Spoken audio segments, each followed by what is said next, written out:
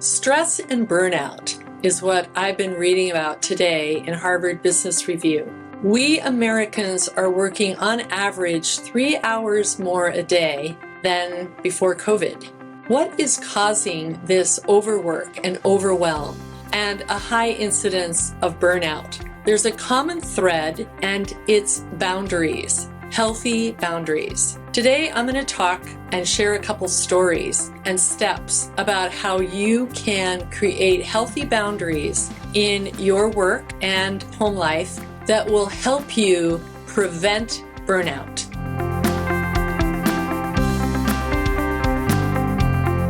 Working with clients who are high potential all the way to senior leaders, there is the common thread of unhealthy boundaries. So that always makes me curious, because these people are bright and brilliant, and they're whole, resourceful, capable, and creative.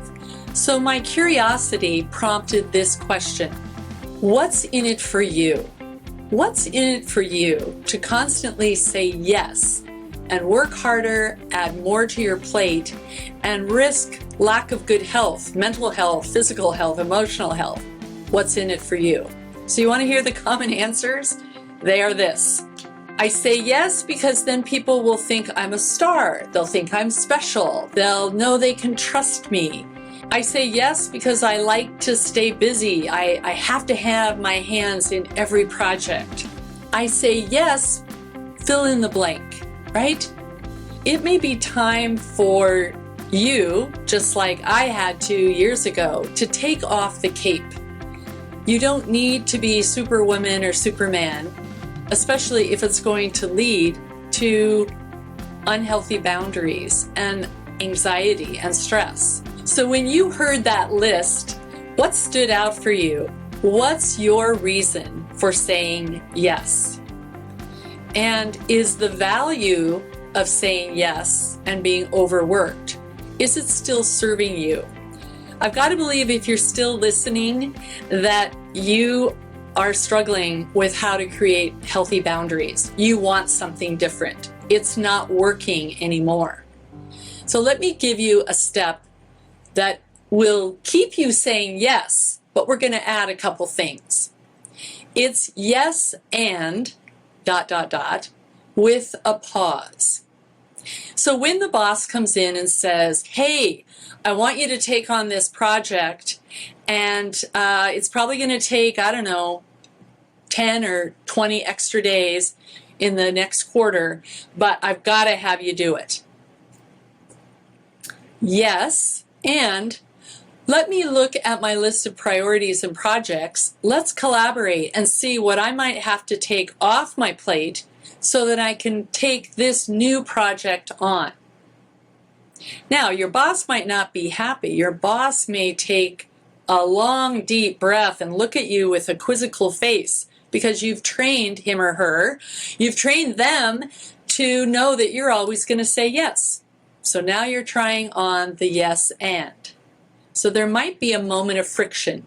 Don't waver. This is your moment. Stay in the yes and. You've given a solution. You didn't say no, right?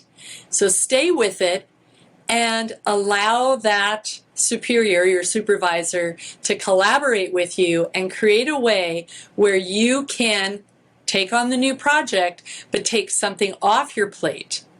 There's other ways that yes and can be helpful. I work with a lot of entrepreneurs. Entrepreneurs want to say yes in the moment because they don't want to lose the business. And they're afraid if they say no, well, they're going to lose the business. The yes and works here. You say, yes, and I've got an opening in July. Will that work for you? That exact example happened to a client of mine that tried on the behavior right away. They had a client call and they thought, you know what, I'm going to try this out. I'm going to see if Sarah's little tool works.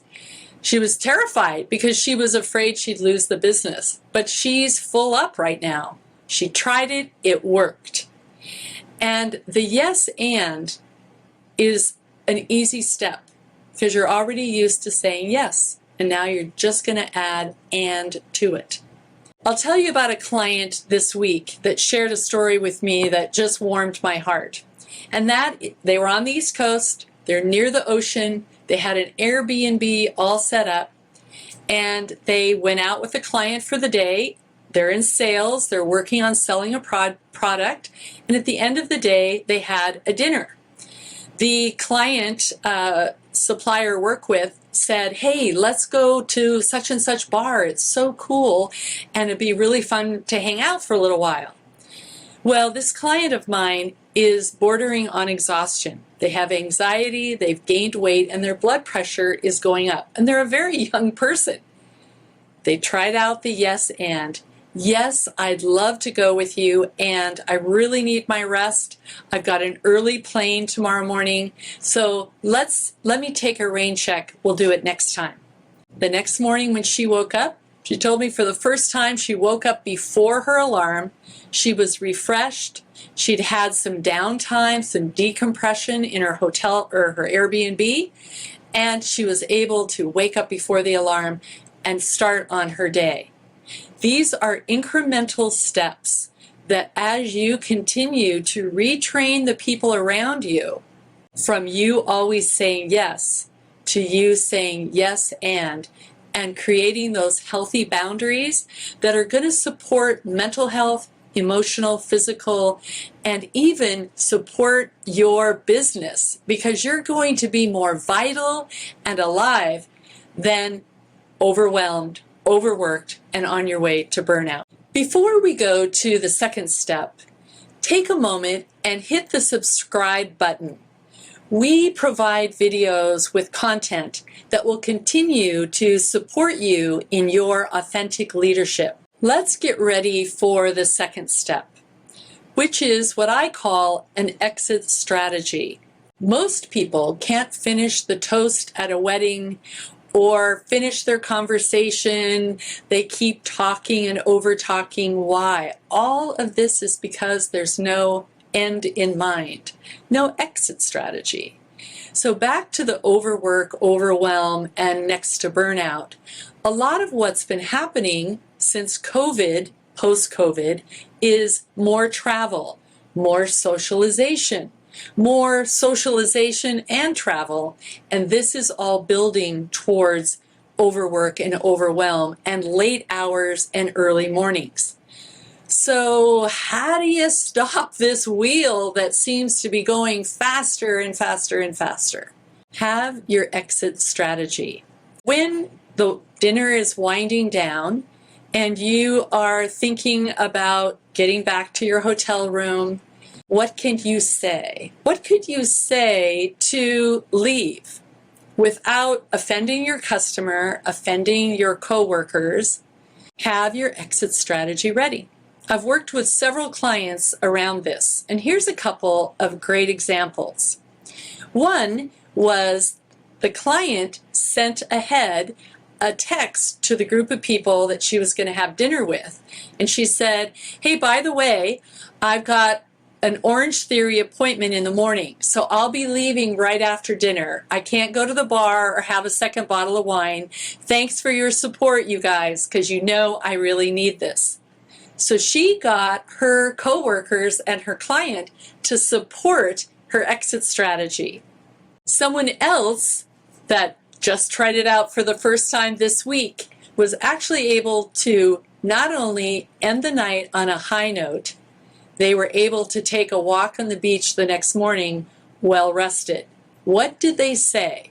Well, one of the questions that we talked about in our coaching session was, when you order that next bottle of wine or when you go to the bar, what do you want to happen? What are you longing to happen with that group of people? And what he said was, well, I really want more connection. And I said, well, how could you have more connection while you're sitting at the dinner table, at the restaurant, that would then allow you to have that exit? You wouldn't feel empty or like something was unsaid or undone. And he thought for a moment and he said, well, I could thank them. I could do what we call a wrap up. And so what he did was at the pause in the dinner when the waiter's kind of asking, do you want the check? Do you want another bottle of wine? He said, can you give us a moment? And he did a wrap up and thanked everyone for their work that day. He thanked the client that was sitting at the table for their partnership and said that partnership really meant a lot to the firm and to the people. And he looked forward to the next time they could all be together. So he did a physical, verbal, emotional, and wonderful wrap-up that was the very connection that he was looking for. And oh, by the way, I asked him if the drinking after hours and getting back to your room at 12 and waking up the next morning with cobwebs, had that created the connection that he sought. And he said, not really. So his risk of basically making a toast to the group worked. He created connection, and it could start to be a tradition. He hopes so. Plan your exit strategy. Think about the events. Look at your calendar. What's the week looking like? Don't wait till you're in it and then get swept away and have your boundaries feel trounced on the next morning when you're not quite all of who you want to be. And all of that overdoing is creating hormonal imbalance, fatigue, and lack of great health. You want good health and healthy boundaries. I'll leave you with this metaphor to think in terms of your physical, emotional, and mental energy as money. So if you are spending, you're creating an overdraft. If you are more intentional with your energy and how you spend it, make sure that you leave some for the end of the day to be with yourself or your spouse or your family.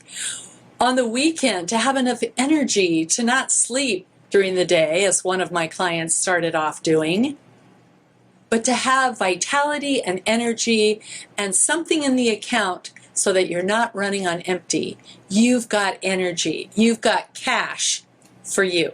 If you've got the energy, I've got another video for you right here on the cortisol crunch and 5 ways to lower your stress.